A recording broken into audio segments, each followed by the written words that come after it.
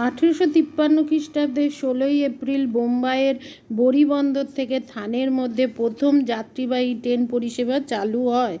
পশ্চিমবঙ্গের নিউ জলপাইগুড়ি শহর থেকে দার্জিলিং শহরের মধ্যে চলাচলকারী ন্যারো গেজ রেল পরিষেবা টয় ট্রেন বা দার্জিলিং-হিমালয়ান রেলওয়ে নামে সর্বাধিক পরিচিত।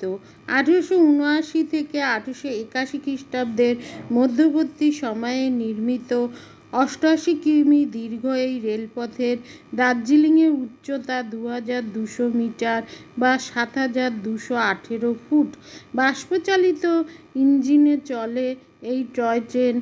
1999 খ্রিস্টাব্দে ইউনেস্কো এই রেলকে বিশ্ব ঐতিহ্যের তালিকাভুক্ত করে।